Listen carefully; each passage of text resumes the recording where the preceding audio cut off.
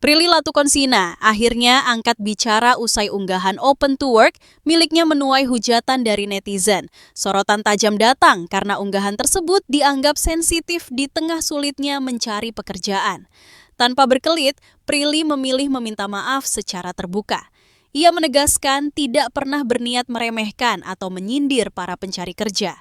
Namun ia mengakui unggahannya memicu kesalahpahaman dan menimbulkan ketidaknyamanan. Sebagai figur publik, Prilly sadar setiap unggahan punya dampak besar. Ia pun menyebut kejadian ini sebagai pelajaran penting agar lebih bijak saat berbagi di ruang publik. Hai semuanya, aku paham kalau situasi ini memunculkan banyak reaksi dan emosi. Aku juga mengerti kenapa sebagian dari kalian merasa marah, kecewa, atau gak nyaman. Untuk itu aku ingin menyampaikan klarifikasi ini dengan itikat baik sebagai bentuk tanggung jawabku dalam berkomunikasi. Pertama-tama, aku minta maaf dengan tulus.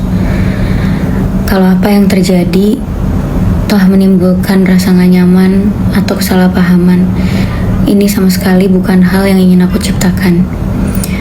Aku ingin menegaskan bahwa sejak awal aku tidak pernah berniat untuk bersikap tidak sensitif, apalagi tidak empati terhadap situasi yang sedang banyak dihadapi orang-orang saat ini. Aku sadar posisiku dan pengalaman hidupku tidak sama dengan semua orang, dan aku mengerti kenapa hal ini bisa terasa menyakitkan bagi sebagian pihak.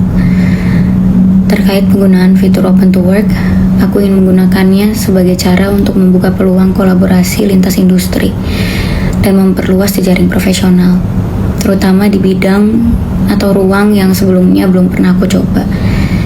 Ini bukan dimaksudkan untuk mengambil kesempatan siapapun, melainkan sebagai bagian dari proses belajarku dan upayaku untuk terus bertumbuh.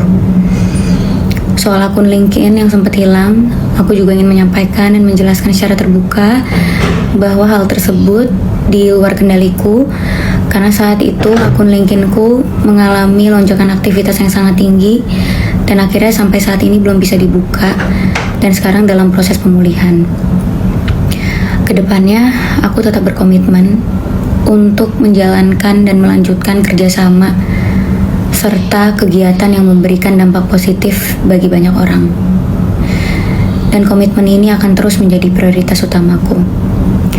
Sekali lagi, aku ingin minta maaf karena telah menimbulkan situasi yang tidak nyaman bagi teman-teman semua. Terima kasih untuk kalian semua atas masukan, perhatian, dan pengertiannya.